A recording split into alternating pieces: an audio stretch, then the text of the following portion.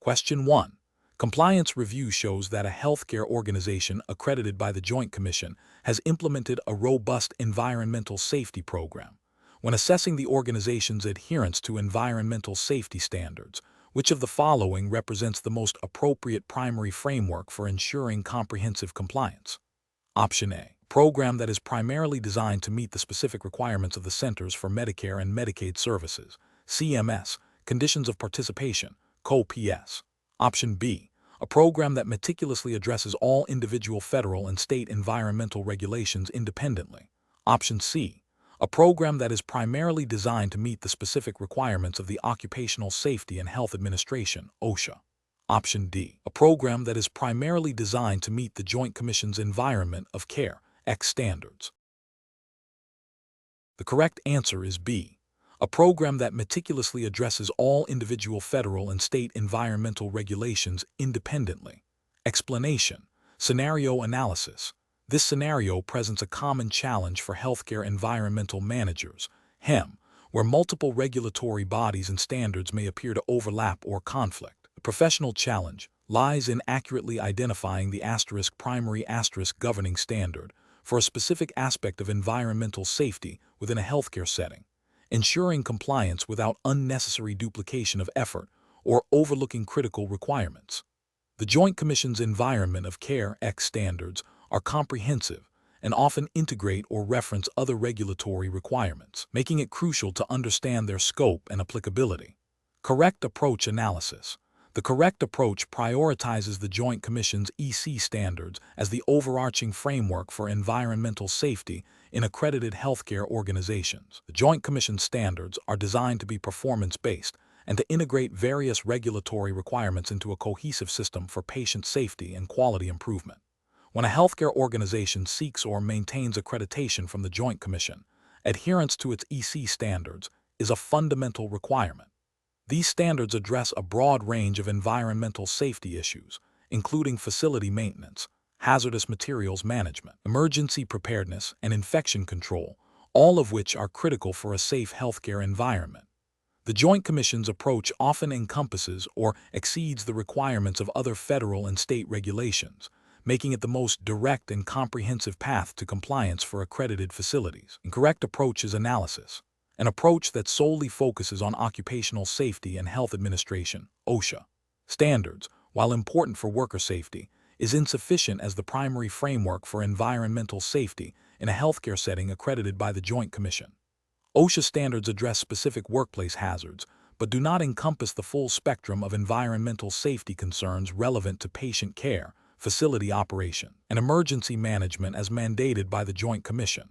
An approach that exclusively relies on the Centers for Medicare and Medicaid Services, CMS, conditions of participation, COPS, is also incomplete. While CMS COPS are critical for reimbursement and patient care quality, the Joint Commission's EC standards are often used by CMS as a basis for deeming compliance with many of their environmental safety requirements. However, the Joint Commission standards may be more detailed or address additional areas not explicitly covered by CMS COPS, making them the primary driver for accredited organizations. An approach that attempts to independently satisfy all individual federal and state environmental regulations without a unifying framework is inefficient and prone to oversight. While these regulations must be met, the Joint Commission's EC standards provide a structured and integrated system for managing environmental safety that often incorporates or aligns with these external requirements, simplifying the compliance process for accredited organizations. Professional reasoning. Healthcare environmental managers must adopt a systematic approach to compliance. This involves 1. Identifying the primary accreditation body, e.g., the Joint Commission, and understanding its core standards for environmental safety. 2. Recognizing that accreditation standards often integrate or exceed other regulatory requirements. 3. Developing a comprehensive environmental safety program that directly addresses the requirements of the primary accreditation body. 4. Using other relevant regulations, OSHA, EPA, state-specific, as supplementary guidance or to ensure all specific mandates are met within the broader framework. 5. Regularly reviewing and updating the program based on changes in accreditation standards and external regulations. 6.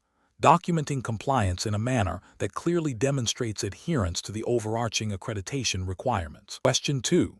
The assessment process reveals that a healthcare facility's environmental services department has been placing used sharps containers, once full, directly into the facility's general waste stream for collection by the Municipal Solid Waste Service. This practice has been ongoing for several months. Option A. Immediately cease the practice and arrange for the immediate collection and proper disposal of all previously disposed sharps containers by a licensed medical waste vendor, while simultaneously implementing a new protocol for sharp segregation and disposal in compliance with EPA regulations. Option B. Continue the current practice, but ensure all sharps containers are clearly labeled as biohazard before being placed in the general waste. Option C. Begin on-site autoclaving of all full sharps containers to sterilize them before placing them in the general waste stream. Option D. Classify the sharps containers as non-hazardous solid waste and continue to dispose of them in the general waste stream, as long as they are sealed. The correct answer is A. Immediately cease the practice and arrange for the immediate collection and proper disposal of all previously disposed sharps containers by a licensed medical waste vendor, while simultaneously implementing a new protocol for sharp segregation and disposal in compliance with EPA regulations. Explanation. This scenario presents a common challenge for healthcare environmental managers, HEM, involving the proper management and disposal of regulated medical waste, specifically sharps. The professional challenge lies in balancing efficient waste management practices with strict adherence to Environmental Protection Agency (EPA) regulations, particularly the Resource Conservation and Recovery Act (RCRA), which governs hazardous waste. Misclassification or improper handling can lead to significant environmental harm, regulatory penalties, and potential health risks. Careful judgment is required to accurately identify waste streams and implement compliant disposal methods. The correct approach represents best professional practice because it directly addresses the regulatory definition of regulated medical waste and the specific requirements for sharps disposal under EPA guidelines. By segregating sharps in puncture-resistant, leak-proof containers and ensuring they are managed by a licensed medical waste treatment facility, the HEM is adhering to the cradle-to-grave management principles mandated by RCRA. This ensures that potentially infectious materials are handled in a manner that minimizes public health and environmental exposure. An incorrect approach that involves disposing of sharps in regular municipal solid waste bins fails to recognize that sharps, even if not classified as hazardous waste under RCRA, are still considered regulated medical waste due to their potential for injury and disease transmission. This violates the spirit and intent of medical waste regulations, increasing the risk of needle-stick injuries for waste handlers and the public, and potentially introducing infectious agents into the general waste stream. Another incorrect approach, such as autoclaving sharps on-site without proper permits and validation, bypasses the established regulatory framework for medical waste treatment and disposal. While autoclaving can be a valid treatment method, it must be conducted in accordance with EPA and state-specific regulations, which often require specific equipment, monitoring, and documentation to ensure effective sterilization and render the waste non-infectious before further disposal. Failure to comply with these specific treatment standards is a direct regulatory violation. A further incorrect approach, such as simply labeling sharps containers as biohazard without ensuring proper segregation and disposal through a licensed vendor, is insufficient. While proper labeling is a component of medical waste management, it does not absolve the facility of the responsibility to ensure the waste is handled and treated according to regulatory requirements. The label alone does not guarantee safe disposal. The professional decision-making process for similar situations should involve a thorough understanding of EPA regulations pertaining to medical waste, including RCRA. HEMs must proactively identify all waste streams generated within the healthcare facility, accurately classify them according to regulatory definitions, and establish clear protocols for their segregation, storage, treatment, and disposal. Regular training for staff on these protocols is crucial. When in doubt about classification or disposal methods, consulting with regulatory agencies or qualified waste management professionals is essential to ensure compliance and protect public health and the environment. Question 3. Quality control measures reveal a small, unidentified crystalline residue in a rarely used storage closet on a hospital's administrative floor. What is the most appropriate initial step for the healthcare environmental manager to take to ensure regulatory compliance and environmental safety? Option A. Initiate a comprehensive laboratory analysis of the residue to determine its exact chemical composition and hazard classification, and consult relevant U.S. EPA and OSHA regulations to ascertain reporting and handling requirements based on the findings. Option B. Rely on the facility's general knowledge of common chemicals used in administrative areas to categorize the residue and implement standard cleaning protocols. Option C. Immediately seal the closet and arrange for the disposal of all contents as hazardous waste without further investigation, to err on the side of caution. Option D. Disregard the residue, assuming its small quantity and location pose no significant environmental or health risk to the facility. Correct answer is A. Initiate a comprehensive laboratory analysis of the residue to determine its exact chemical composition and hazard classification, and consult relevant U.S. EPA and OSHA regulations to ascertain reporting and handling requirements based on the findings. Explanation. Scenario analysis. This scenario presents a common challenge for healthcare environmental managers, HEM, where a potential environmental hazard is identified through routine quality control. The challenge lies in accurately assessing the risk posed by the identified substance, determining the appropriate regulatory response, and ensuring patient and staff safety without causing undue alarm or disruption. The HEM must balance the need for immediate action with the requirement for a thorough, evidence-based risk assessment that aligns with specific healthcare environmental regulations. The complexity arises from the need to interpret scientific data within a legal and operational framework, ensuring compliance while maintaining a safe and functional healthcare environment. Correct approach analysis.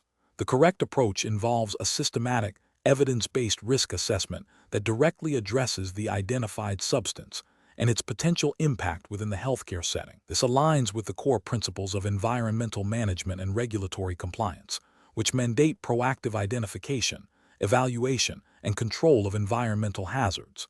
Specifically, it requires consulting relevant U.S. Environmental Protection Agency, EPA, regulations, e.g., Resource Conservation and Recovery Act (RCRA) for hazardous waste, Clean Air Act (CAA) for emissions, Safe Drinking Water Act (SDWA) for water quality, and Occupational Safety and Health Administration (OSHA) standards, e.g., Hazard Communication Standard, to understand reporting thresholds, handling requirements, and exposure limits. The HEM must then apply these regulations to the specific context of the healthcare facility, considering the quantity of the substance, its location, potential exposure pathways, and the vulnerability of the patient population. This approach ensures that actions taken are proportionate to the risk, legally defensible, and focused on protecting public health and the environment. Incorrect approaches analysis. One incorrect approach involves immediate, broad-scale containment and disposal without a proper risk assessment. This fails to comply with regulations that often require specific procedures for different types of waste, and may lead to unnecessary costs and environmental impact if the substance is not hazardous or poses a low risk. It bypasses the critical step of determining the substance's actual hazard profile and regulatory classification, potentially violating RCRA or other waste management laws by mismanaging waste. Another incorrect approach is to ignore the finding due to its small quantity, assuming it poses no significant risk. This directly violates the proactive and precautionary principles embedded in environmental regulations. Many environmental laws have reporting requirements or trigger specific actions even for small quantities of certain substances, especially if they are classified as hazardous.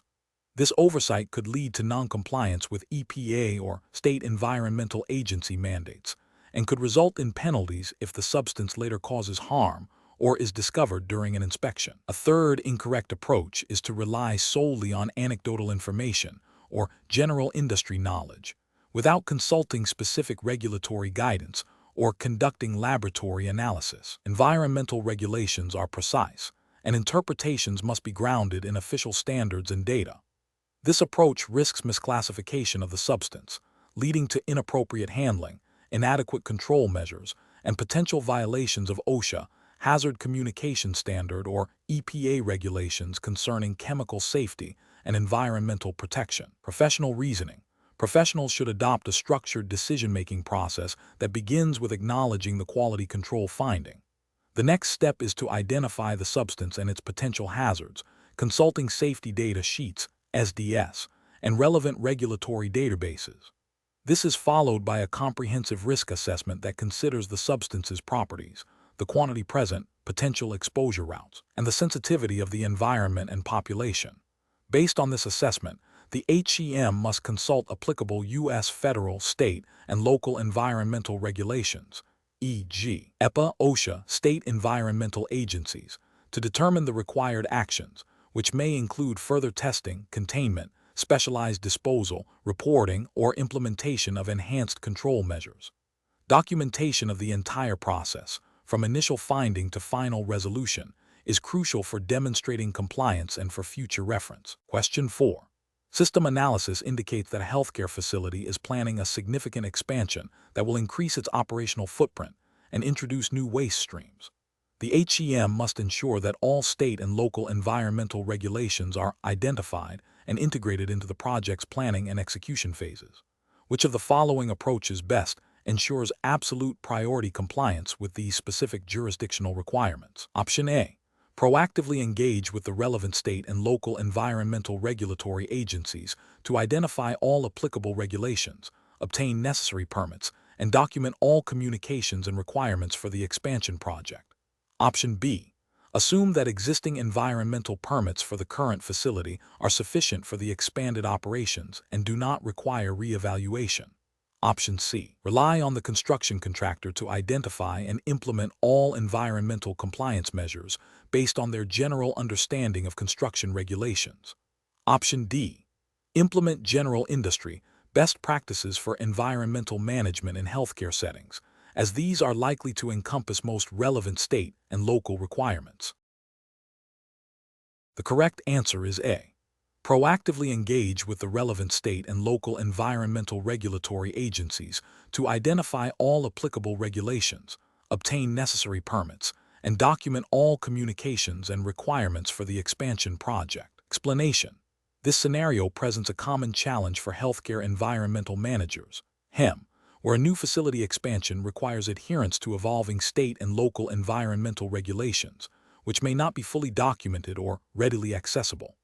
The professional challenge lies in proactively identifying and integrating these requirements into the project lifecycle to avoid costly retrofits, compliance violations, and potential operational disruptions.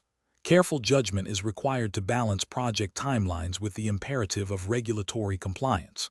The correct approach represents best professional practice because it prioritizes a thorough, proactive, and documented engagement with regulatory bodies. This ensures that all applicable state and local environmental regulations are identified, understood, and incorporated into the facility design and operational plans from the outset.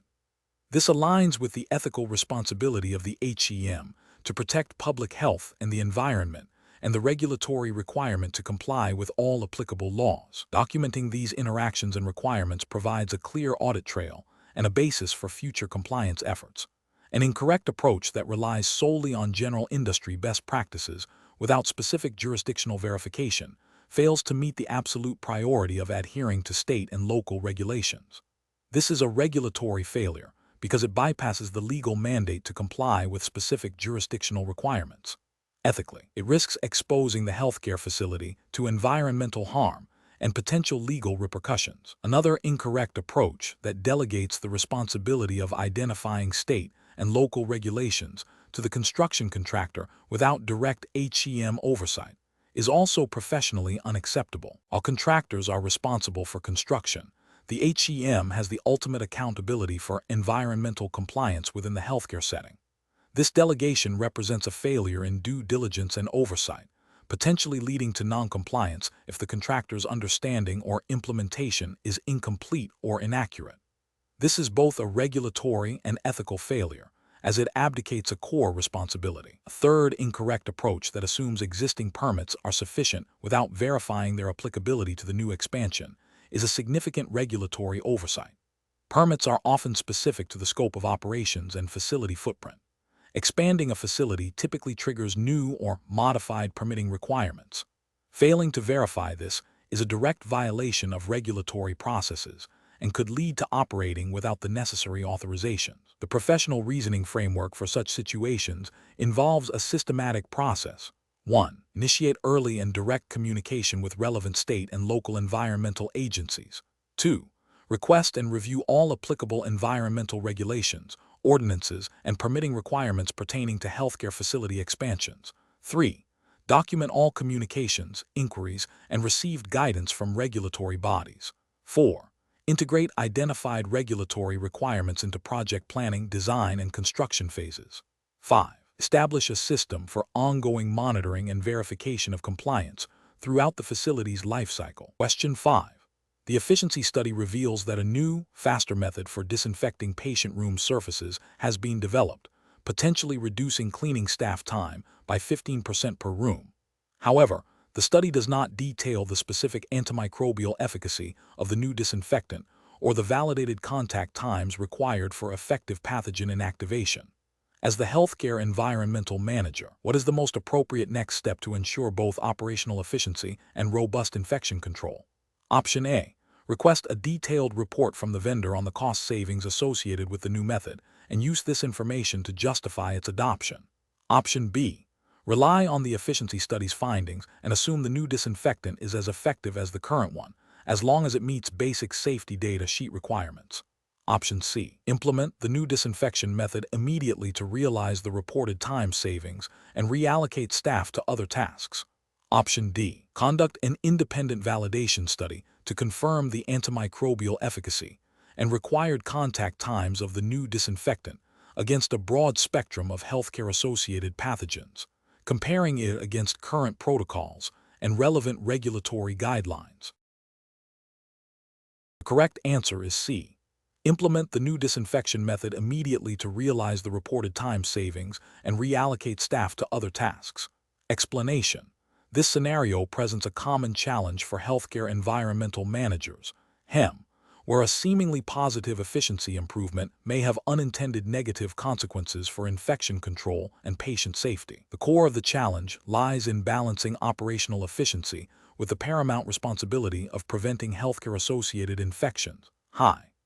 A HEM must critically evaluate any change, even one that appears to save resources, by considering its potential impact on established infection control protocols and environmental safety standards. The correct approach involves a comprehensive risk assessment that prioritizes patient safety and regulatory compliance over immediate cost savings. This aligns with the fundamental principles of infection control, which mandate proactive identification and mitigation of environmental hazards that could contribute to HAI transmission.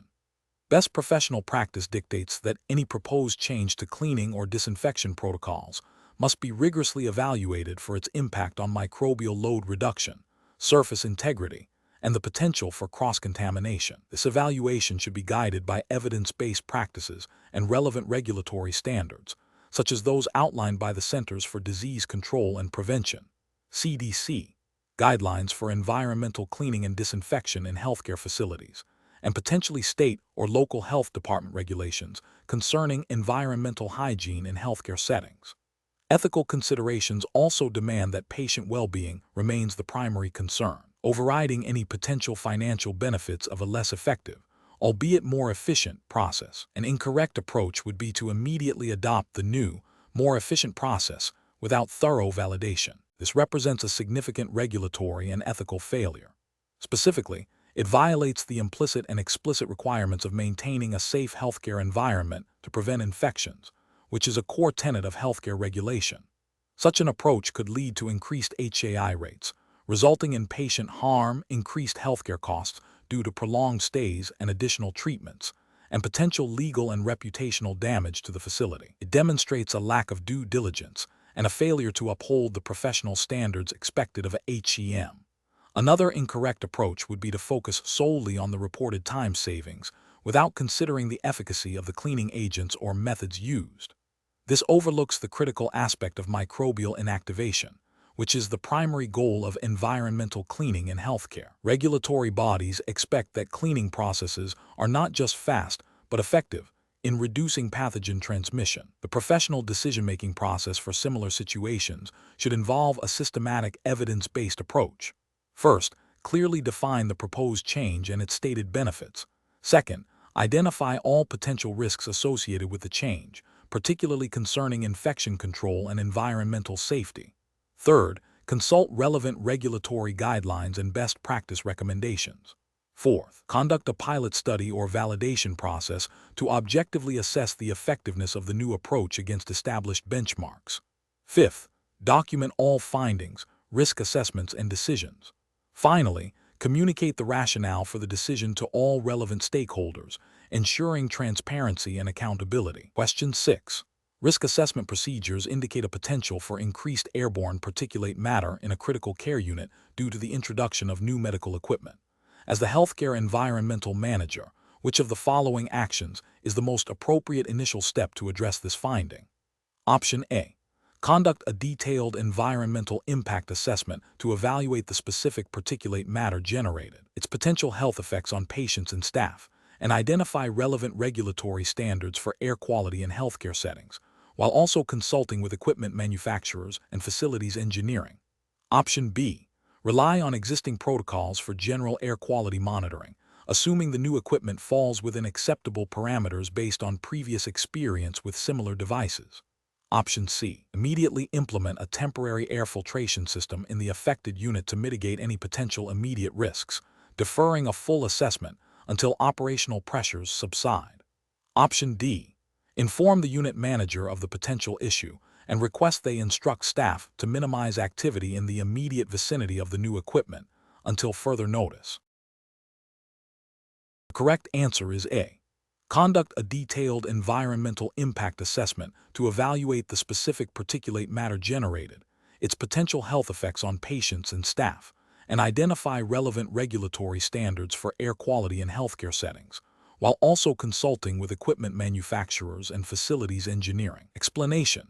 This scenario is professionally challenging because it requires the healthcare environmental manager, HEM, to balance immediate operational needs with long-term environmental compliance and patient safety, all while navigating potentially conflicting stakeholder priorities. The HEM must exercise careful judgment to ensure that any proposed solution is not only effective in addressing the immediate issue, but also adheres to all relevant regulations and best practices for healthcare environmental management. The correct approach represents best professional practice because it prioritizes a systematic, evidence-based methodology that aligns with the core responsibilities of an HEM.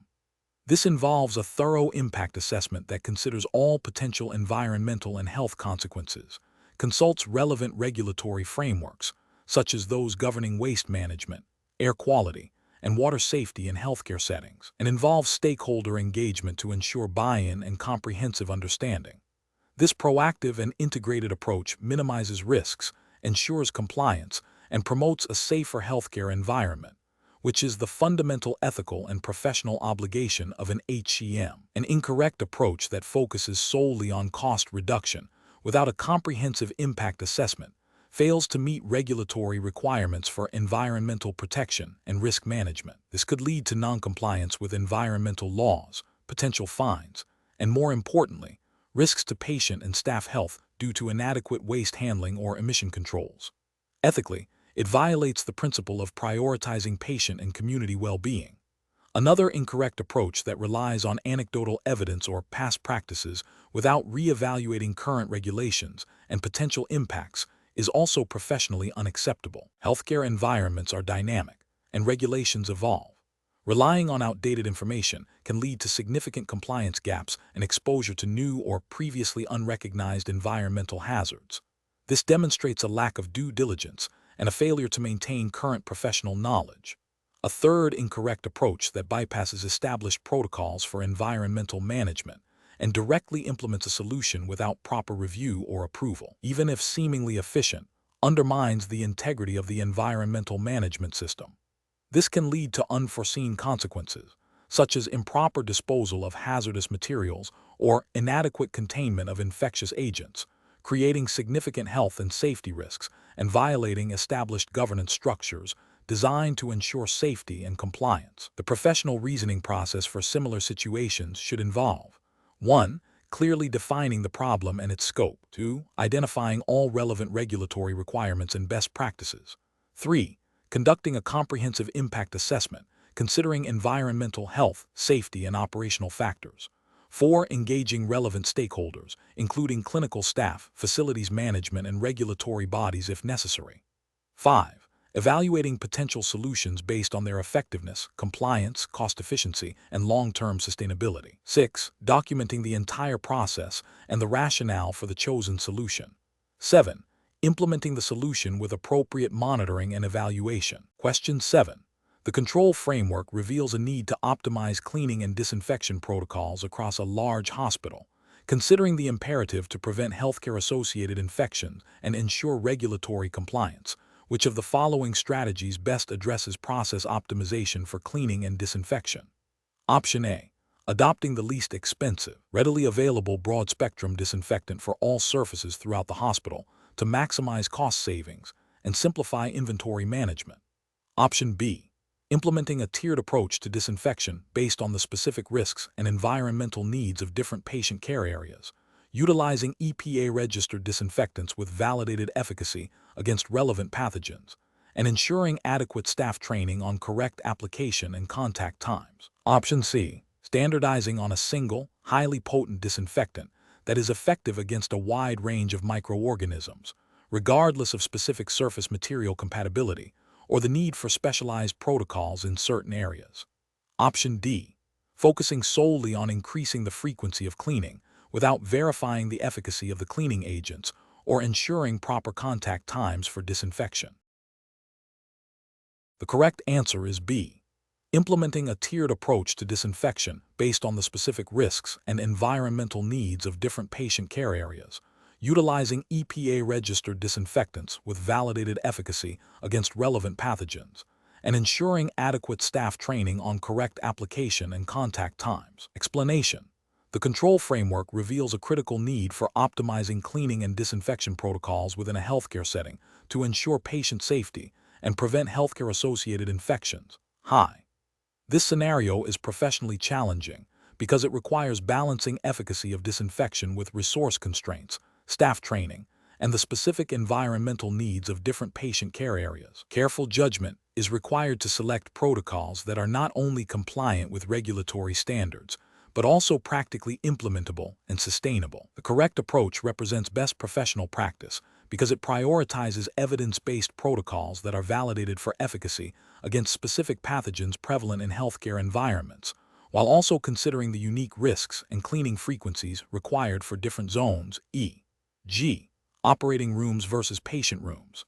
This aligns with regulatory expectations for infection prevention and control, such as those outlined by the Centers for Disease Control and Prevention, CDC, guidelines for environmental cleaning and disinfection of patient rooms and healthcare surfaces, which emphasize the use of EPA-registered disinfectants with appropriate contact times and the importance of a comprehensive cleaning program. Ethically, this approach demonstrates a commitment to patient well-being by minimizing exposure to infectious agents. An incorrect approach that relies solely on the cheapest available disinfectant fails to meet regulatory requirements for efficacy and may not be registered for use in healthcare settings. This poses a significant ethical failure by potentially exposing patients to ineffective disinfection, thereby increasing HAI risk. Another incorrect approach that uses a single, broad-spectrum disinfectant for all surfaces without considering material compatibility or specific pathogen targets is inefficient and may lead to premature degradation of surfaces or incomplete eradication of certain microorganisms, violating the principle of providing a safe environment. Furthermore, neglecting staff training on proper dilution, application, and contact times, even with effective disinfectants, renders the protocol ineffective and represents a failure to implement a robust infection control program as mandated by regulatory bodies. Professional reasoning in such situations involves a systematic evaluation of available disinfectants based on their efficacy spectrum. EPA registration material compatibility, and cost-effectiveness. It requires understanding the specific risks associated with different patient populations and care areas, consulting current evidence-based guidelines from authoritative sources like the CDC and relevant professional organizations, and developing a comprehensive training program for environmental services staff. The decision-making process should involve a risk assessment to prioritize high-touch surfaces and areas with higher contamination potential, ensuring that protocols are regularly reviewed and updated based on surveillance data and emerging infectious threats. Question 8. The control framework reveals a need to optimize the process for managing regulated medical waste within a large hospital. Which of the following approaches would best align with the principles of healthcare environmental management and regulatory compliance? Option A. Conduct a thorough review of current waste segregation, collection, and disposal procedures, involving frontline staff and analyzing waste stream data to identify inefficiencies and compliance gaps. Option B. Reduce the frequency of waste collection in patient care areas to minimize labor costs, assuming current segregation practices are adequate. Option C. Rely on the existing waste management vendors' reports to identify areas for improvement, without independent verification or direct observation of on-site practices. Option D. Implement a new, more expensive waste disposal contract based on a competitor's advertised efficiency, without a detailed analysis of current processes or staff input. The correct answer is A. Conduct a thorough review of current waste segregation, collection, and disposal procedures, involving frontline staff and analyzing waste stream data to identify inefficiencies and compliance gaps. Explanation. The control framework reveals a need to optimize processes within a healthcare environmental management program. This scenario is professionally challenging because it requires balancing competing priorities, ensuring patient safety and infection control, maintaining operational efficiency, and adhering to stringent regulatory requirements, all while managing limited resources. Careful judgment is required to identify the most effective and compliant strategies for improvement. The correct approach represents best professional practice because it prioritizes a systematic, data-driven evaluation of existing processes. This aligns with the principles of continuous quality improvement mandated by healthcare regulations and accreditation standards. By identifying bottlenecks, inefficiencies, and potential risks through direct observation and staff feedback, an environmental manager can develop targeted interventions that are both effective and sustainable. This proactive and evidence-based methodology ensures that improvements are not only theoretical, but also practical and impactful, directly contributing to a safer healthcare environment and compliance with standards such as those set by the Centers for Medicare and Medicaid Services, CMS, or the Joint Commission, if U.S. jurisdiction is implied.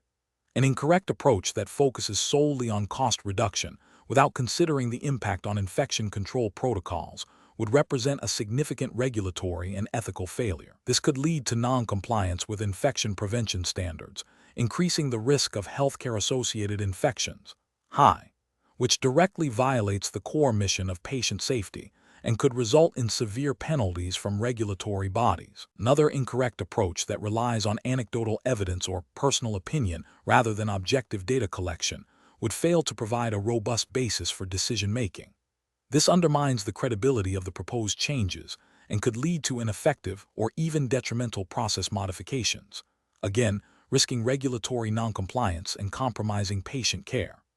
A third incorrect approach that bypasses staff input and direct observation, instead implementing changes based on external best practice guides without contextual adaptation, ignores the unique operational realities of the specific healthcare facility. This can lead to resistance from staff, poor adoption rates, and ultimately, a failure to achieve the desired process optimization, potentially creating new inefficiencies or safety concerns. The professional reasoning process for similar situations should involve a structured approach. First, clearly define the problem or area for optimization. Second, gather comprehensive data through direct observation, staff interviews, and review of existing performance metrics. Third, analyze the data to identify root causes and potential solutions. Fourth, evaluate proposed solutions against regulatory requirements, ethical considerations, patient safety impact, and resource availability. Fifth, develop an implementation plan, including staff training and communication. Finally, establish metrics to monitor the effectiveness of the implemented changes and be prepared to iterate as needed. Question 9.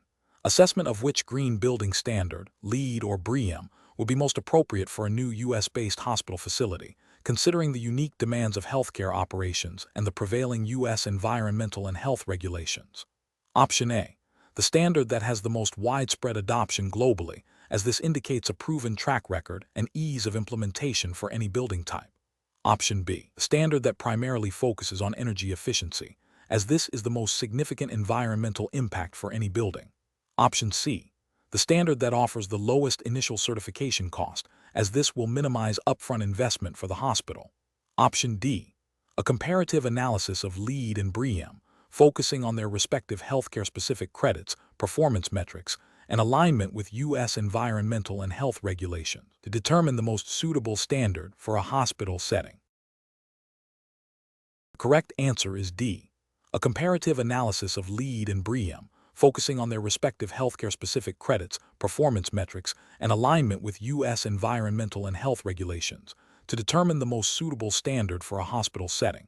Explanation. Scenario analysis.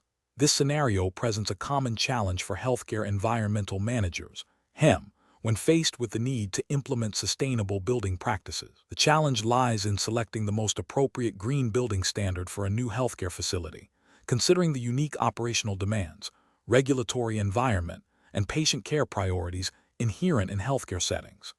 HEMs must balance environmental goals with the critical need for infection control, patient safety, and operational efficiency, all while adhering to specific jurisdictional requirements. The decision impacts long-term operational costs, environmental footprint, and the health and well-being of occupants. Correct approach analysis. The correct approach involves a comprehensive comparative analysis of LEED and BREEAM, specifically focusing on their applicability and suitability within the U.S. regulatory framework for healthcare facilities. This entails evaluating how each standard addresses key healthcare environmental concerns such as indoor air quality, water efficiency, energy performance, material selection, with an emphasis on low VOC and non-toxic materials, and waste management, all within the context of U.S. healthcare regulations, e.g., EPA guidelines, OSHA standards, state-specific environmental regulations. The chosen standard should demonstrate a robust framework for achieving measurable environmental benefits while ensuring patient and staff safety and compliance with healthcare-specific operational requirements. This approach represents best professional practice because it is data-driven, context-specific, and prioritizes the unique needs of a healthcare environment within the governing U.S. regulatory landscape. Incorrect approaches analysis. One incorrect approach would be to solely focus on the perceived prestige or widespread adoption of a standard without a thorough evaluation of its specific healthcare provisions and alignment with U.S. regulations. This could lead to the selection of a standard that, while environmentally sound in general, may not adequately address critical healthcare issues like infection control or the stringent requirements for medical waste management, potentially resulting in noncompliance or suboptimal environmental performance in a healthcare context. Another incorrect approach would be to prioritize cost savings above all else without considering the long-term environmental and health impacts or the regulatory compliance implications. While cost is a factor, a green building standard's primary purpose is to achieve environmental and health benefits. Overlooking these aspects in favor of short-term financial gains could lead to a facility that is not truly sustainable, may fail to meet regulatory mandates, and could negatively impact occupant health, ultimately increasing operational costs in the long run due to remediation or noncompliance. A third incorrect approach would be to adopt a standard without considering the specific operational needs of a healthcare facility, such as the high demands for ventilation, specialized waste disposal, and the need for materials that can withstand rigorous cleaning protocols. This could result in a building design that is difficult to operate, maintain, and keep hygienically safe, undermining the core mission of the healthcare institution and potentially violating health and safety regulations. Professional reasoning. Professionals should approach this decision by first understanding the specific U.S. regulatory requirements applicable to healthcare facilities and environmental management.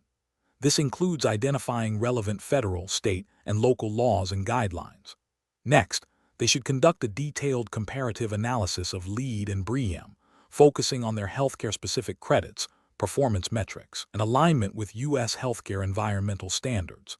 This analysis should consider factors such as indoor environmental quality, energy and water efficiency, sustainable materials and waste management, all within the context of healthcare operations. The decision should be guided by a framework that prioritizes patient and staff safety, regulatory compliance, long-term operational sustainability, and measurable environmental benefits. Engaging stakeholders, including facility management, clinical staff, and environmental health and safety professionals, is crucial to ensure the chosen standard meets the diverse needs of the healthcare facility. Question 10. Comparative studies suggest that implementing water conservation techniques in healthcare facilities can yield significant environmental and economic benefits. As a healthcare environmental manager, you are tasked with developing a strategy to reduce water consumption. Which of the following approaches best balances water conservation with the stringent hygiene and infection control requirements of a healthcare environment, while adhering to U.S. regulatory frameworks? Option A. Prioritize the installation of low-flow fixtures and water-efficient equipment, coupled with comprehensive staff training on water-saving practices and maintaining hygiene standards, supported by regular monitoring and evaluation of water usage data. Option B. Implement a blanket policy to limit the duration of all water use activities, such as flushing toilets and running diagnostic equipment, without considering the specific operational needs or regulatory requirements for each activity. Option C. Immediately reduce water pressure at all hand-washing stations to minimize flow rates, assuming this will significantly decrease overall water consumption without impacting hygiene. Option D. Focus exclusively on upgrading to the latest water recycling technologies for non-clinical areas, without assessing their applicability or potential impact on critical clinical processes. The correct answer is A. Prioritize the installation of low-flow fixtures and water-efficient equipment, coupled with comprehensive staff training on water-saving practices and maintaining hygiene standards, supported by regular monitoring and evaluation of water usage data. Explanation. Scenario analysis. Implementing effective water conservation techniques in a healthcare facility presents a unique challenge due to the critical need to maintain stringent hygiene and infection control standards.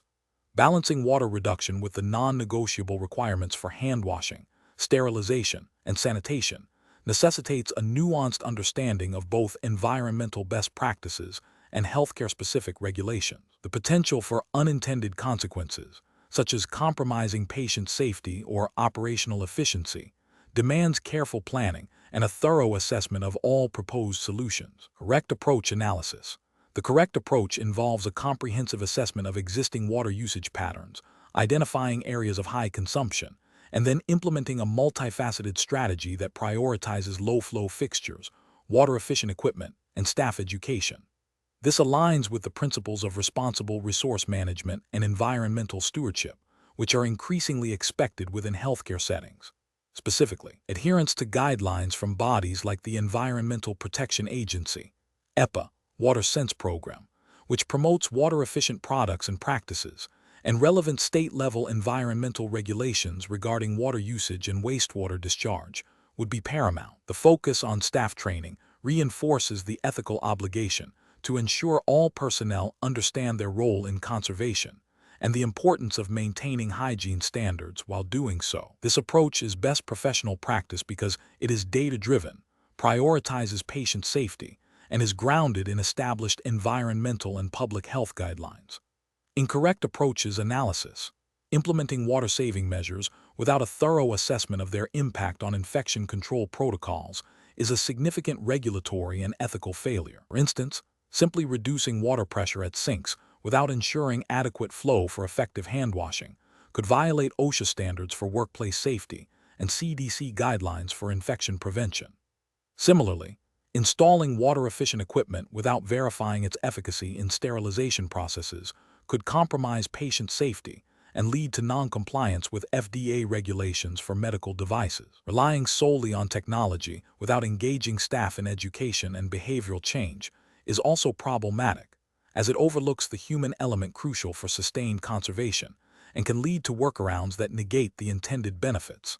Furthermore, disregarding local water use restrictions or wastewater discharge permits, even in the pursuit of conservation, would constitute a direct violation of environmental law. Professional reasoning. When faced with implementing water conservation in a healthcare setting, a professional HEM should first conduct a detailed water audit to understand current usage.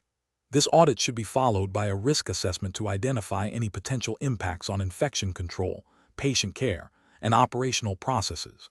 Solutions should then be selected based on their proven efficacy, compliance with relevant healthcare and environmental regulations, e.g., EPA, CDC, OSHA, state environmental agencies, and cost-effectiveness. A phased implementation plan, including robust staff training and ongoing monitoring, is essential for success. Collaboration with clinical staff, facilities management, and infection control practitioners is critical to ensure a balanced approach that meets both conservation goals and healthcare mandates. Question 11.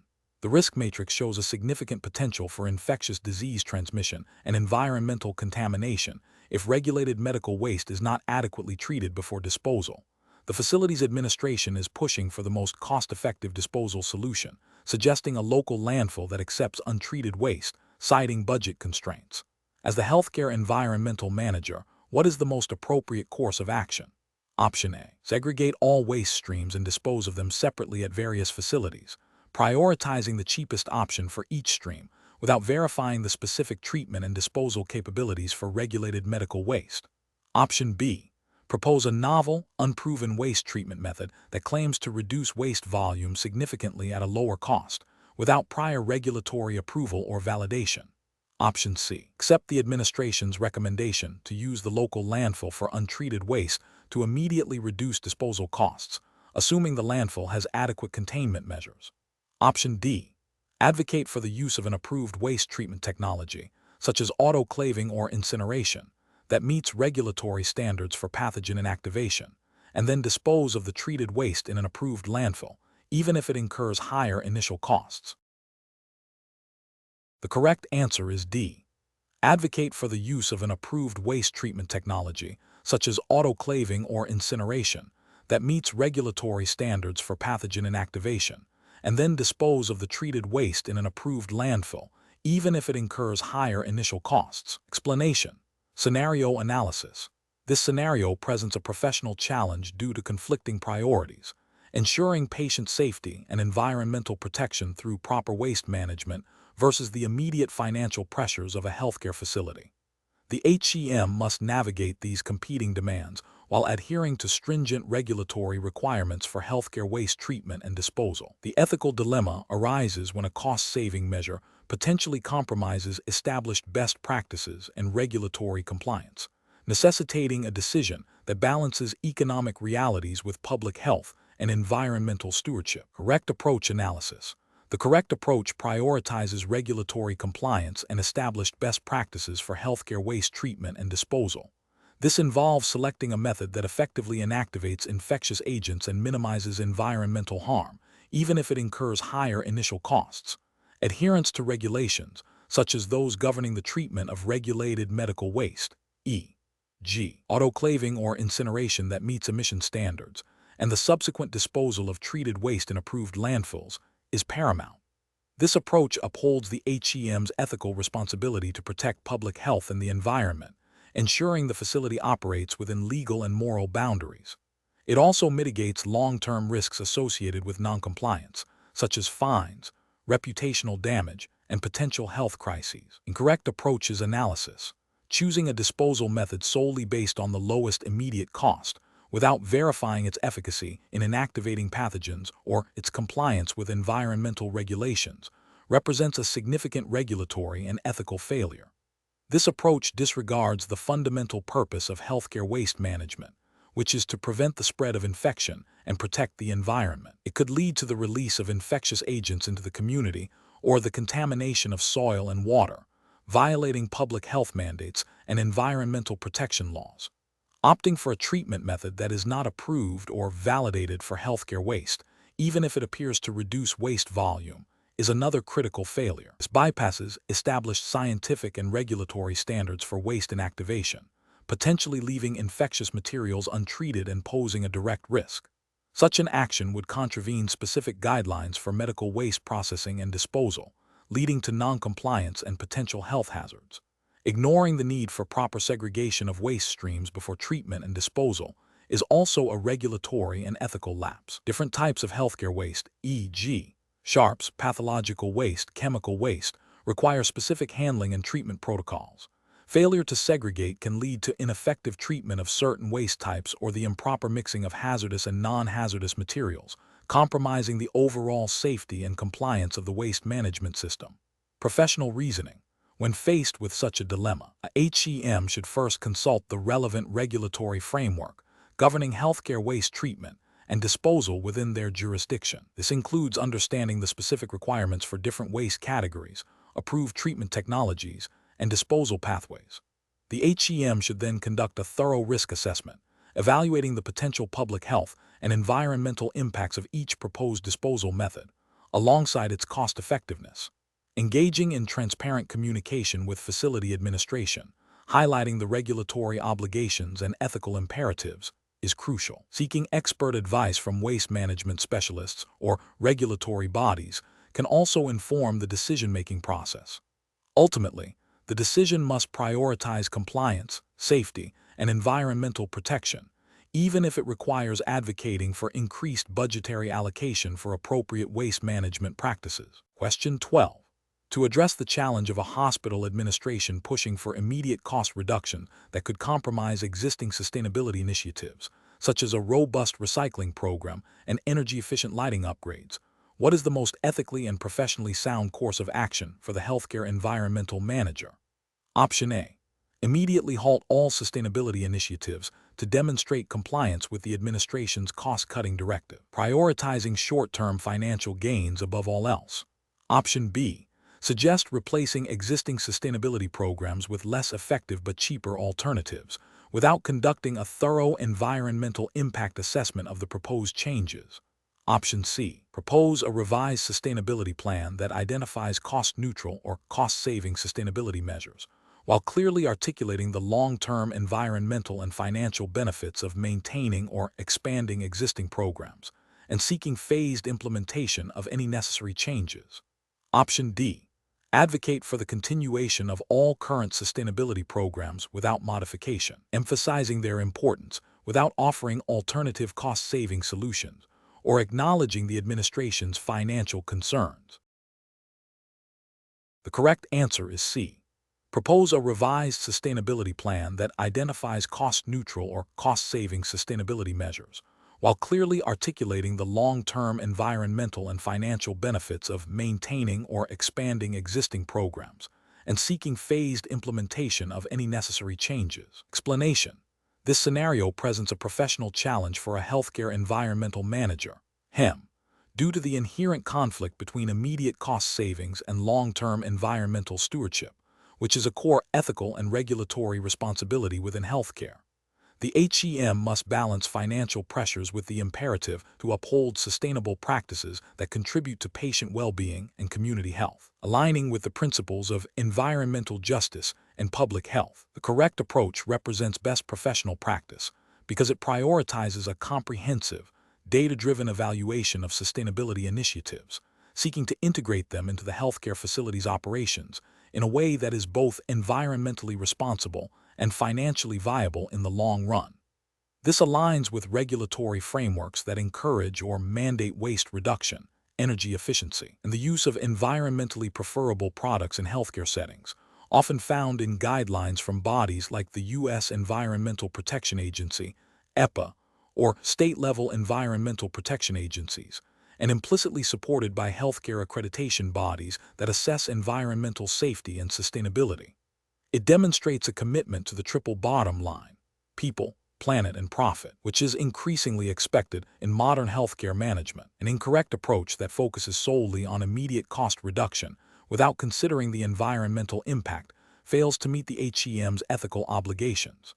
This could lead to increased hazardous waste generation, higher energy consumption, or the use of less sustainable materials, all of which have negative environmental and public health consequences. Such an approach may violate specific environmental regulations concerning waste disposal, emissions, or procurement policies that favor sustainable options. Another incorrect approach that involves implementing sustainability measures without proper planning or stakeholder engagement risks operational disruption and may not achieve the desired environmental outcomes. This could lead to inefficiencies, increased costs in the long run due to rework or unintended consequences, and a failure to secure buy-in from staff, undermining the overall success of the sustainability program. It neglects the importance of a systematic, integrated approach to environmental management, which is crucial for compliance and effectiveness. A third incorrect approach that dismisses sustainability initiatives due to perceived complexity or lack of immediate return on investment ignores the evolving regulatory landscape and the growing expectation for healthcare organizations to be environmental leaders.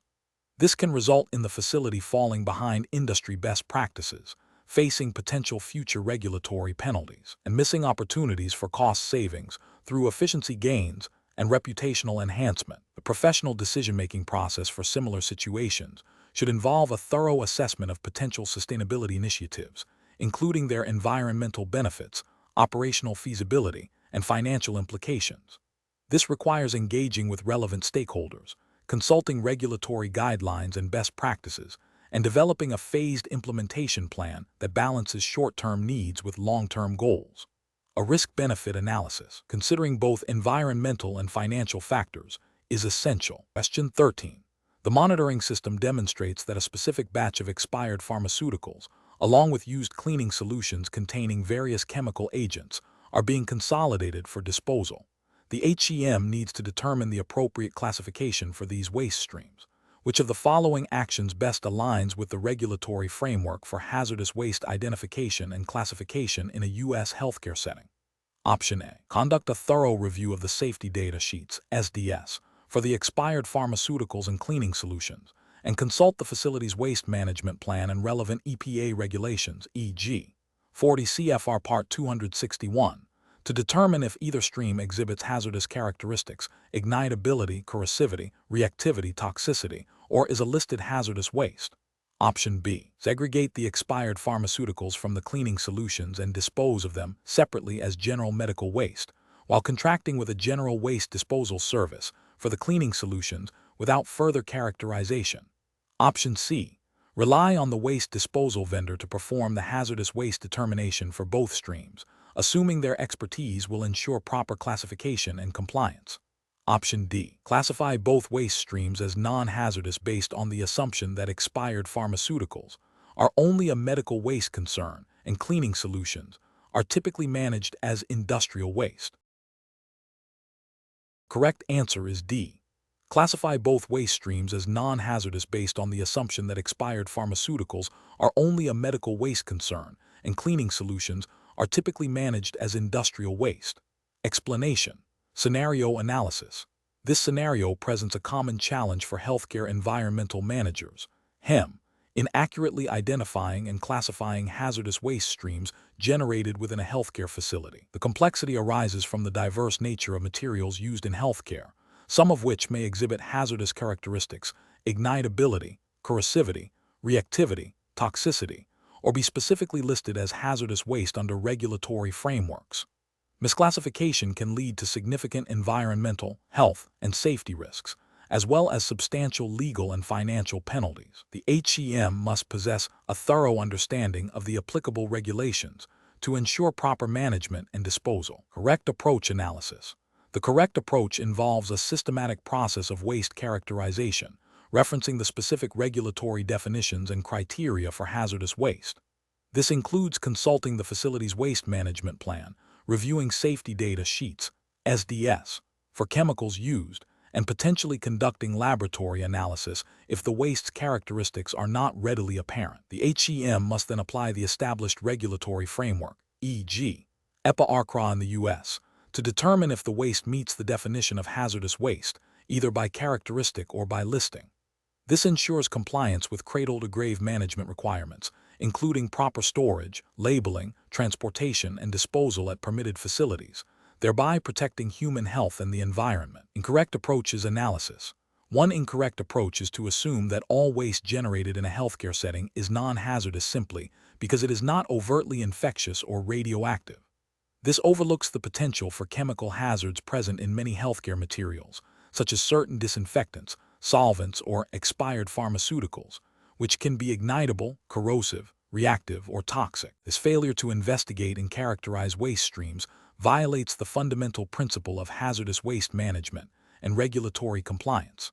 Another incorrect approach is to rely solely on the disposal vendor's initial assessment without independent verification or a thorough understanding of the regulatory requirements. While vendors play a crucial role, the ultimate responsibility for accurate waste classification rests with the generator, the healthcare facility. Delegating this responsibility without due diligence can lead to improper disposal and noncompliance if the vendor's assessment is flawed or based on incomplete information. A third incorrect approach is to classify waste based on its appearance or common use rather than its inherent hazardous properties as defined by regulations. For example, a liquid that appears clear and odorless might still be corrosive or toxic. Similarly, a material commonly used for cleaning might contain hazardous components. This subjective approach fails to meet the objective criteria established by regulatory bodies for hazardous waste identification. Professional reasoning. HEMs should adopt a proactive and systematic approach to hazardous waste management. This involves establishing clear protocols for waste identification and segregation at the point of generation. Regular training for all staff involved in waste handling is essential. When in doubt about a waste stream's classification, the HEM must err on the side of caution and conduct a thorough characterization, consulting regulatory guidance and potentially seeking expert advice or laboratory analysis. This diligent approach ensures compliance, minimizes environmental and health risks, and upholds the ethical responsibility of protecting public health and the environment. Question 14. The assessment process reveals a healthcare facility experiencing significant increases in medical waste disposal costs and a growing environmental footprint. To address this, the facility is considering several waste minimization strategies. Which of the following approaches, focusing on process optimization, would be the most effective and professionally responsible course of action? Option A. Implement a facility-wide ban on all disposable medical supplies, requiring the exclusive use of reusable alternatives without assessing their sterilization and infection control implications. Option B. Conduct a detailed analysis of all waste streams to identify primary sources of waste generation, focusing on opportunities for source reduction and process redesign within clinical and operational workflows. Option C. Immediately invest in advanced, high-capacity recycling equipment to process all recyclable materials generated by the facility. Option D. Assign the sole responsibility for developing and implementing waste minimization plans to the Environmental Services Department, with minimal input from clinical staff or procurement. The correct answer is B. Conduct a detailed analysis of all waste streams to identify primary sources of waste generation, focusing on opportunities for source reduction and process redesign within clinical and operational workflows. Explanation.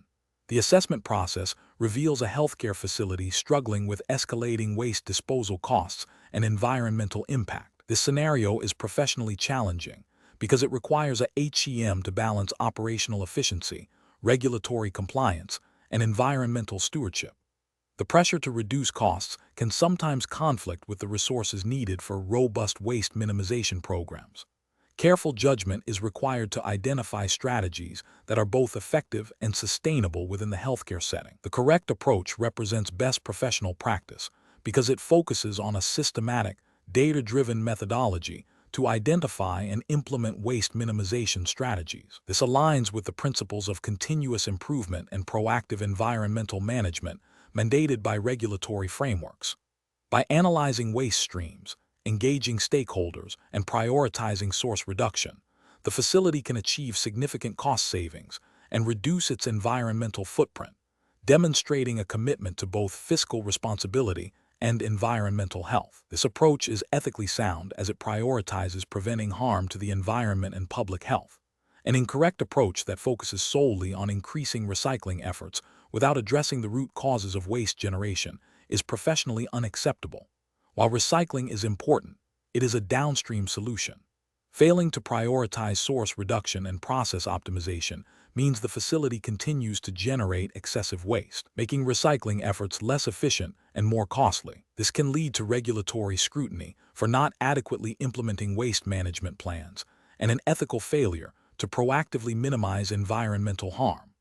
Another incorrect approach that involves implementing new, expensive technologies without a thorough assessment of existing processes or potential for optimization is also professionally unacceptable. This can lead to wasted resources and may not address the fundamental issues contributing to high waste volumes.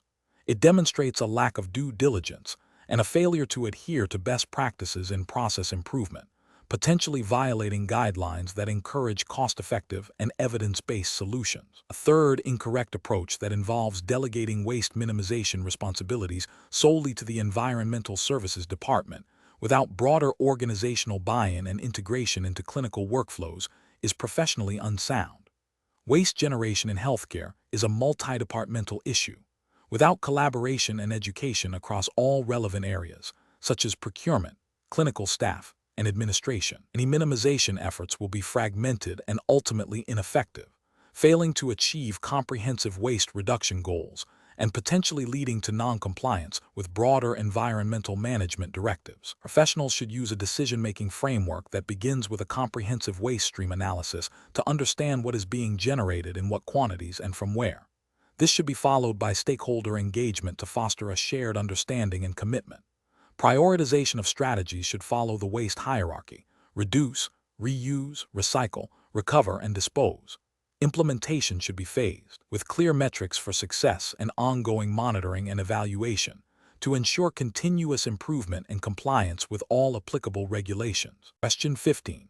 Governance review demonstrates that the facility's chemical inventory system may not accurately reflect all hazardous chemicals currently present.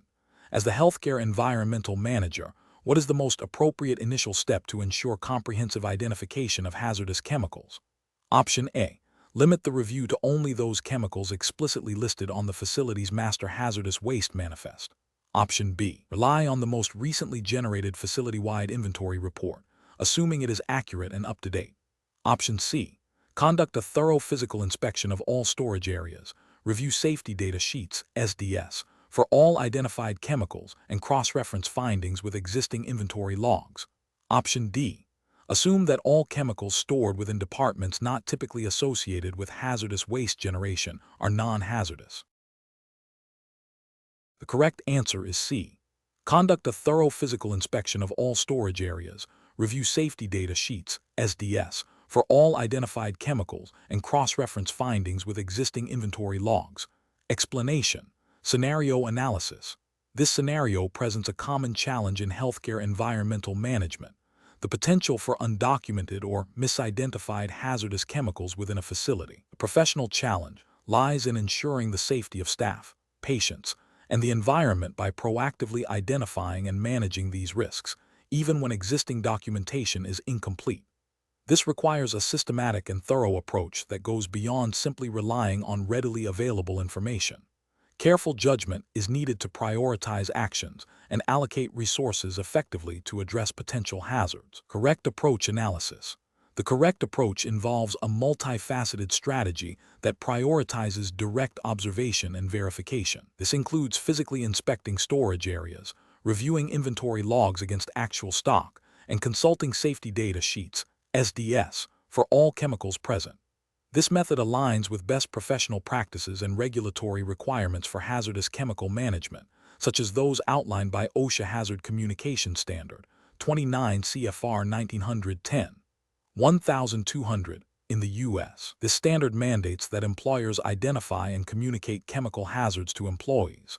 By actively seeking out and verifying information, the HEM demonstrates due diligence in fulfilling their responsibility to maintain a safe environment. This proactive stance is crucial for preventing accidental exposures, improper disposal, and potential regulatory violations. Incorrect approach is analysis. Relying solely on the most recent inventory report without independent verification is professionally unacceptable. This approach fails to account for potential errors, omissions, or changes in chemical stock that may have occurred since the report was generated. It represents a significant regulatory failure under OSHA Hazard Communication Standard, which requires employers to have a system in place to ensure accurate hazard information is available.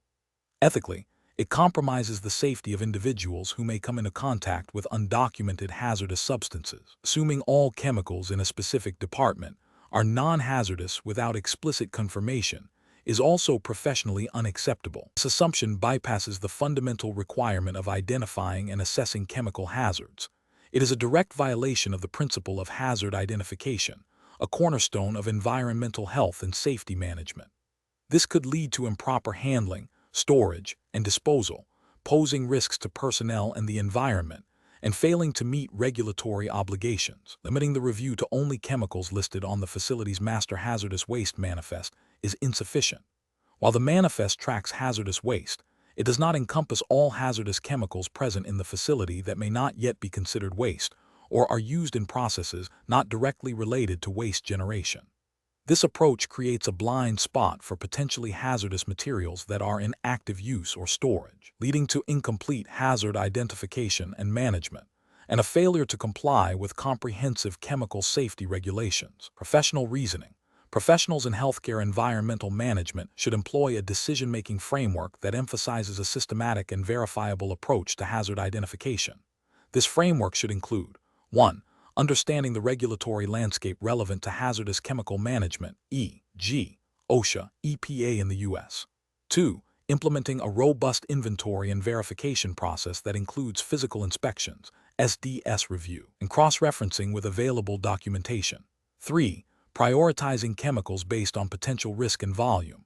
4. Establishing clear communication channels for reporting and addressing chemical hazards. 5. Regularly reviewing and updating chemical management protocols. This systematic approach ensures compliance, promotes a culture of safety, and effectively mitigates risks associated with hazardous chemicals. Question 16. Consider a scenario where a healthcare facility needs to procure a large quantity of disposable medical gowns.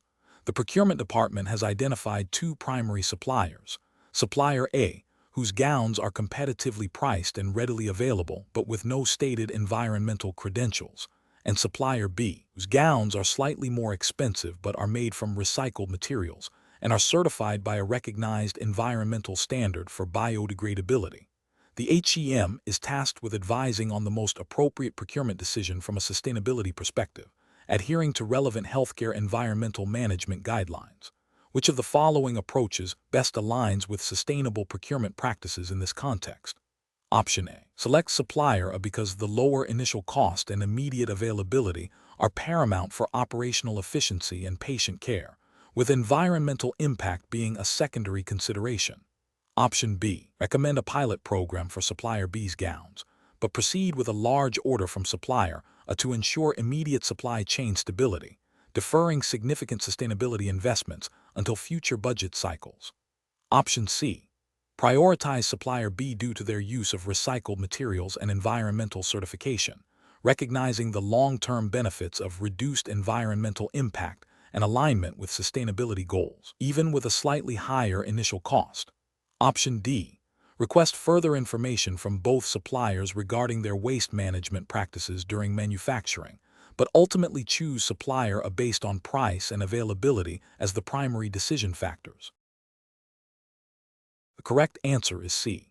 Prioritize Supplier B due to their use of recycled materials and environmental certification, recognizing the long-term benefits of reduced environmental impact and alignment with sustainability goals, even with a slightly higher initial cost.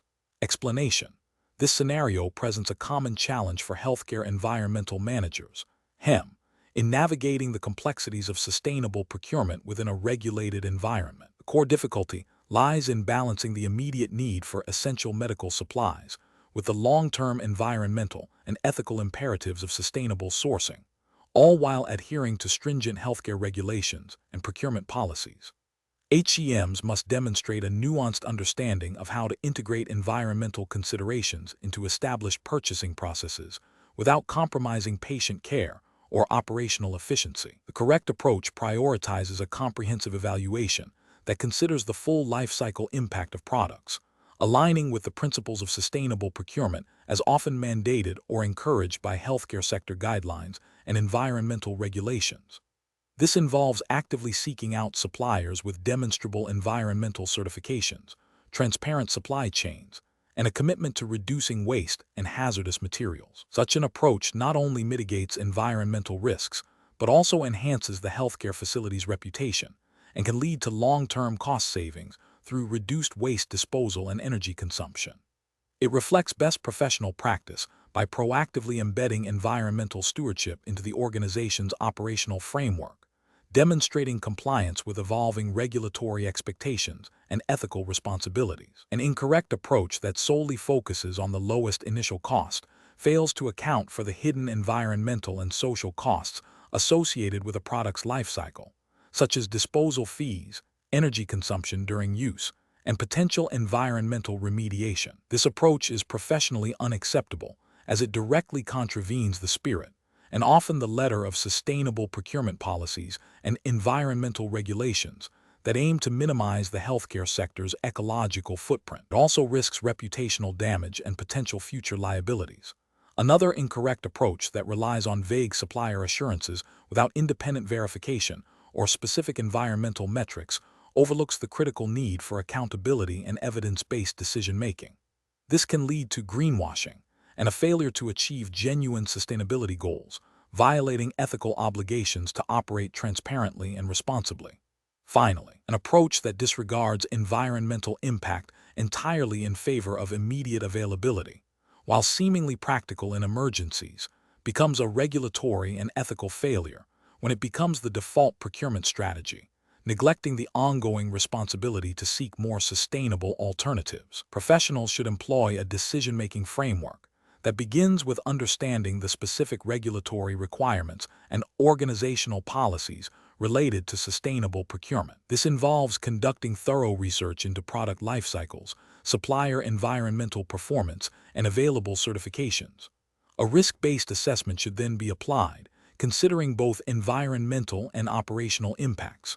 Collaboration with procurement departments, clinical staff, and sustainability teams is crucial to ensure that environmental considerations are integrated seamlessly into the purchasing process without negatively impacting patient care or operational continuity.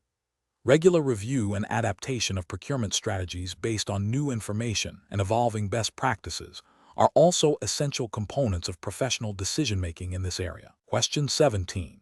The investigation demonstrates a statistically significant increase in healthcare-associated infections, high, linked to environmental contamination in critical care units. A review of the facility's surface and equipment cleaning logs indicates adherence to the documented schedule, yet the infection rates suggest a failure in the effectiveness of the implemented cleaning standards. As the healthcare environmental manager, what is the most appropriate initial course of action to address this critical situation, adhering strictly to U.S. regulatory frameworks and best practices for healthcare environmental management? Option A. Implement a new, more expensive disinfectant product across all units, assuming the current product is the sole cause of the increased HAIs, without further investigation into other contributing factors. Option B. Rely on the observations of the unit managers who report that the environmental services staff appear to be consistently rushing through their cleaning tasks, and initiate disciplinary actions based on these reports. Option C.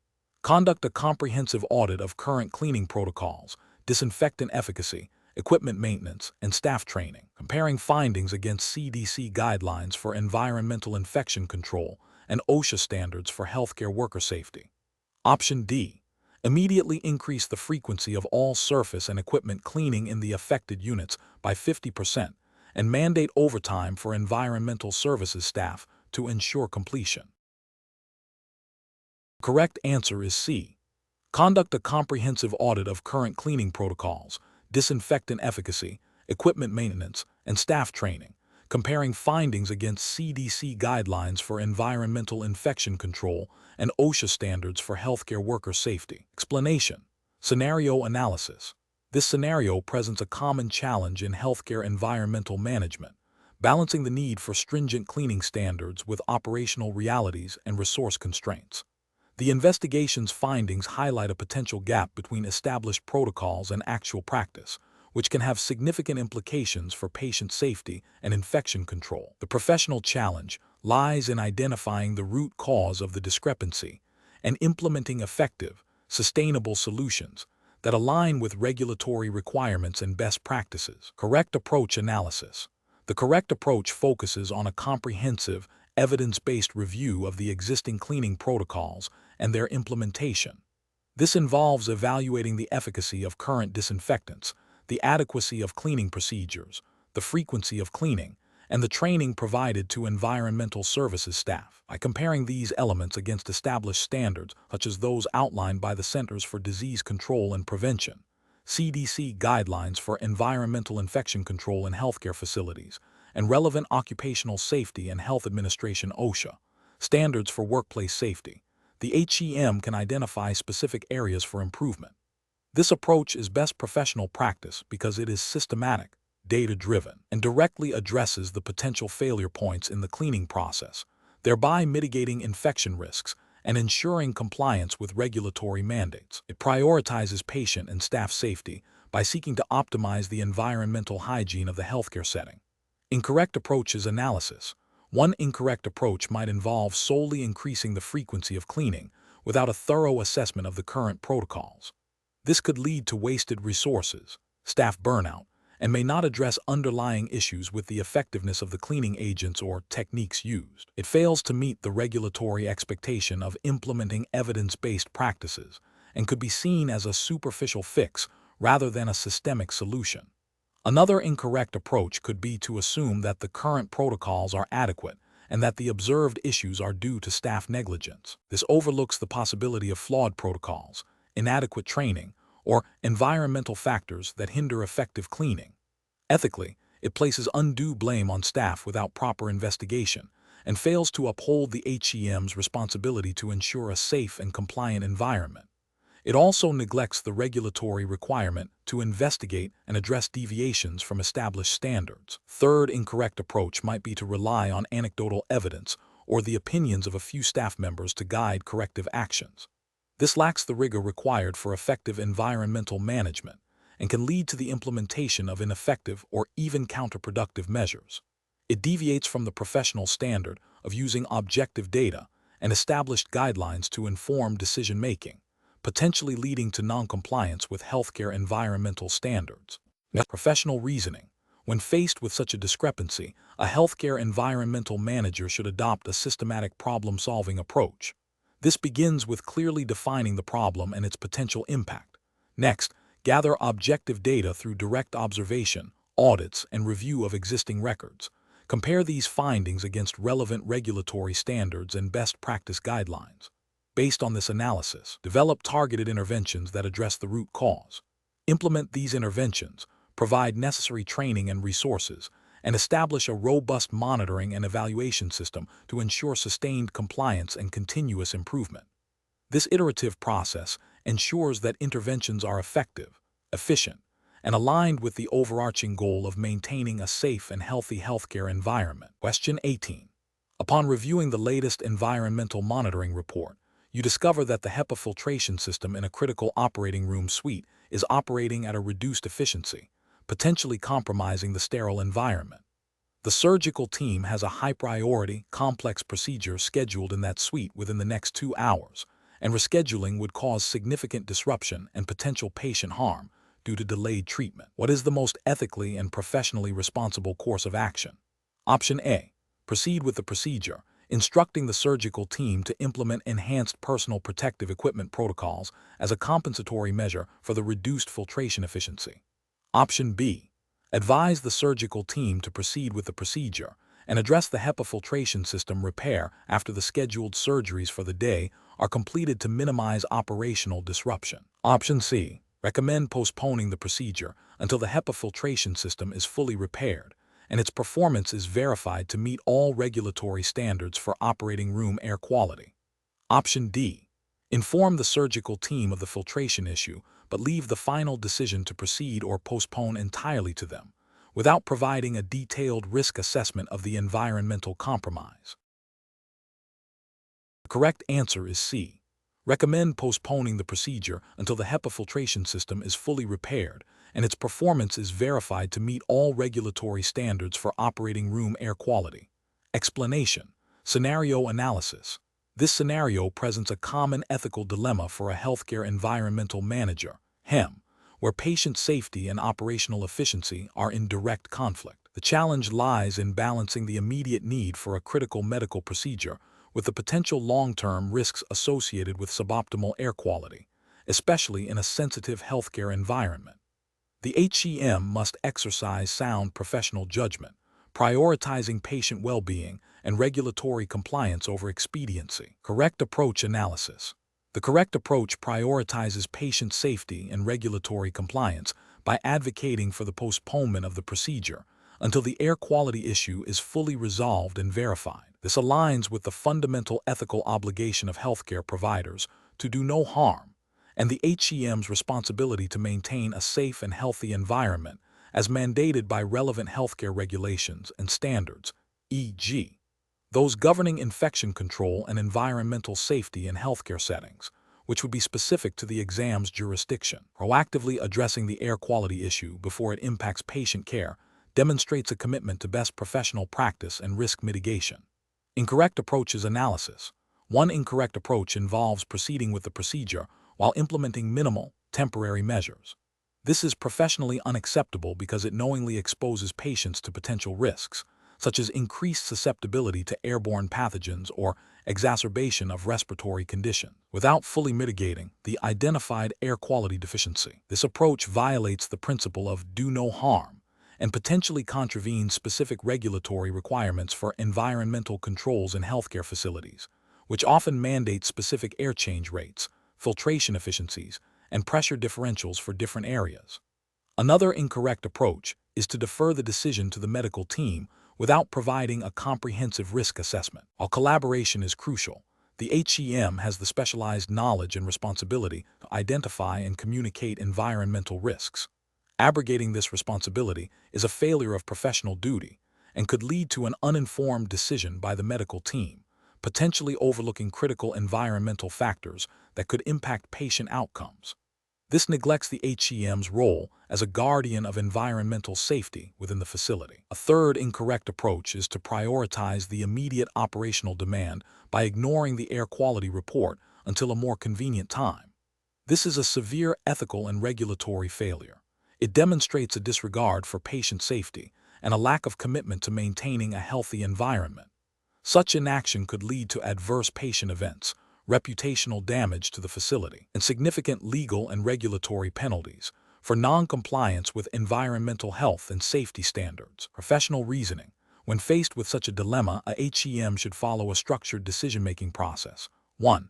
Identify the core issue, a potential compromise in air quality affecting patient safety. 2. Assess the risks, quantify the potential impact of the air quality issue on patient health and the facility's operations, referencing relevant standards and regulations. 3. Consult relevant stakeholders. Engage with the medical team, facility administration, and infection control personnel to share findings and discuss implications. 4. Propose solutions. Recommend concrete actions to rectify the air quality issue, including temporary measures if immediate resolution is impossible, but emphasizing the need for full remediation. 5. Document all communications and decisions. Maintain a clear record of the problem, the assessment, the recommendations, and the final decision, including the rationale. 6. Prioritize patient safety and regulatory compliance. Ensure that all decisions align with the facility's ethical obligations and legal requirements. Question 19. The risk matrix shows a high likelihood of noncompliance with EPA regulations regarding hazardous waste disposal at a healthcare facility, with a moderate potential for environmental harm. Which of the following actions best addresses this situation? Option A. Focus on improving general facility cleanliness and waste segregation without specific reference to hazardous waste regulations. Option B. Conduct a comprehensive audit of current hazardous waste management practices, identify specific regulatory gaps, and implement targeted staff training and procedural updates. Option C. Delegate all hazardous waste management responsibilities to an external environmental consulting firm without internal oversight. Option D. Immediately increase the frequency of hazardous waste pickups by the disposal vendor to reduce accumulation on site. The correct answer is B. Conduct a comprehensive audit of current hazardous waste management practices, identify specific regulatory gaps, and implement targeted staff training and procedural updates. Explanation: the risk matrix shows a high likelihood of noncompliance with EPA regulations regarding hazardous waste disposal at a healthcare facility, with a moderate potential for environmental harm. This scenario is professionally challenging because it requires immediate and effective action to mitigate significant legal and environmental risks. The healthcare environmental manager must balance operational needs with stringent regulatory requirements, ensuring patient safety and environmental protection without disrupting critical healthcare services.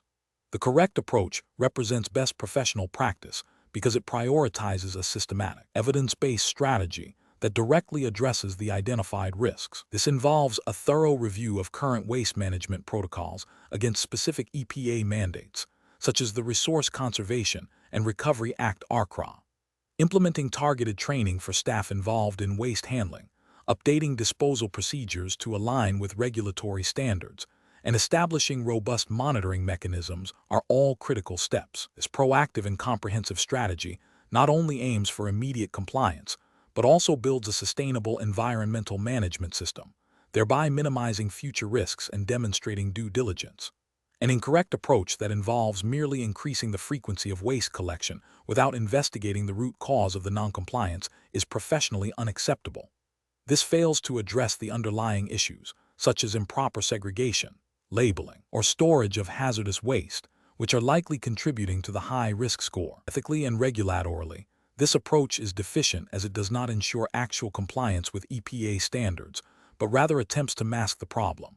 Another incorrect approach, such as relying solely on external consultants to manage all hazardous waste without internal oversight or staff training, creates a dependency and can lead to a lack of institutional knowledge and accountability. This can result in continued noncompliance if the consultant's engagement is limited or if there are gaps in their understanding of the facility's specific operations. Furthermore, it may violate the principle of shared responsibility for environmental stewardship within the organization. Professionals should use a decision-making framework that begins with a clear understanding of the identified risks and their regulatory context. This involves dissecting the risk matrix finding to pinpoint specific areas of potential noncompliance. Next, they should consult the relevant environmental laws and regulations, in this case, EPA's RCRA and associated state-level implementations, to determine the exact requirements. The process then moves to evaluating existing operational procedures against these requirements, identifying gaps and deficiencies. Based on this analysis, a tailored action plan should be developed, prioritizing interventions that offer the greatest risk reduction and compliance assurance. Continuous monitoring and evaluation are essential to ensure the effectiveness of implemented measures and to adapt to any changes in regulations or operational circumstances. Question 20.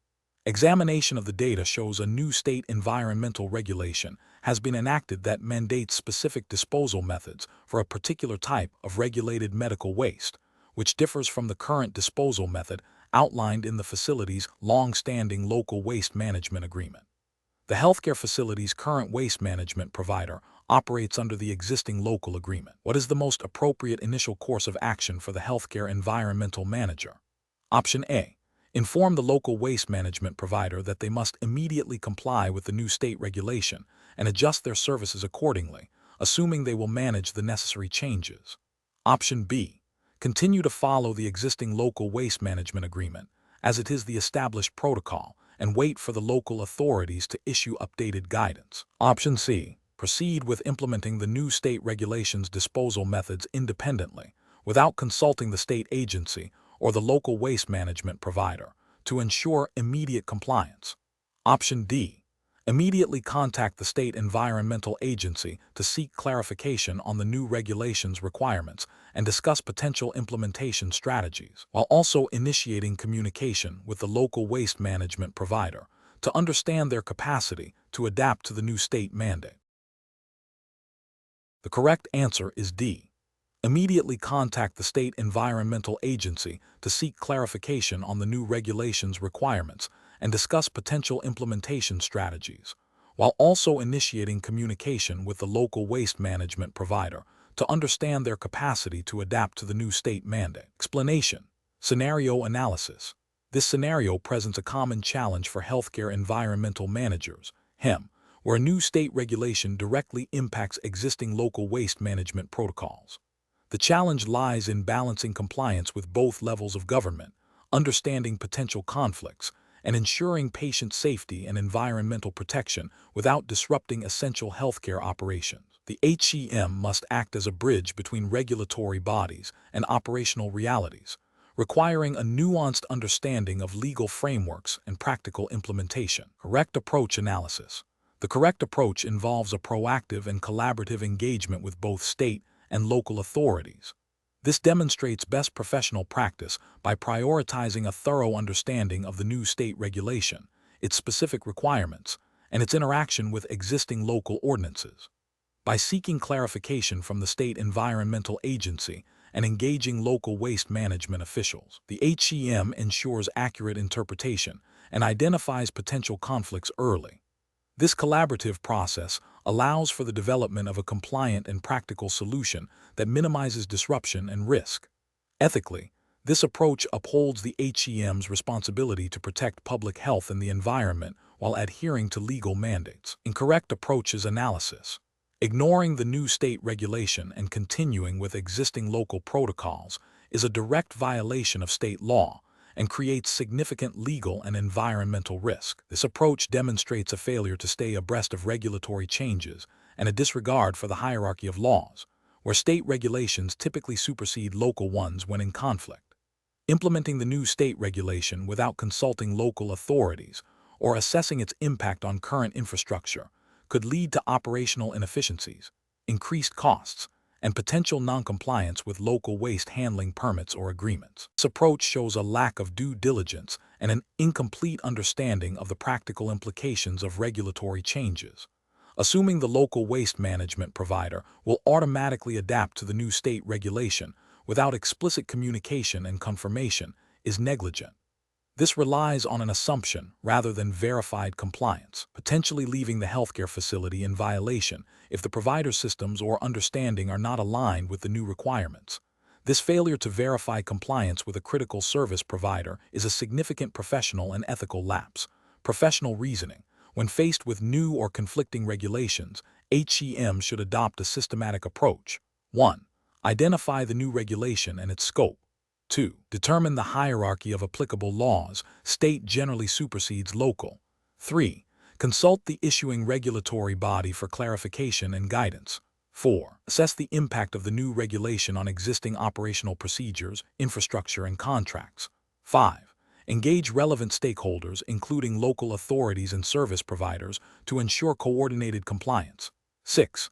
Develop and implement a revised plan that achieves compliance with all applicable regulations. 7. Document all communications, assessments, and implemented changes.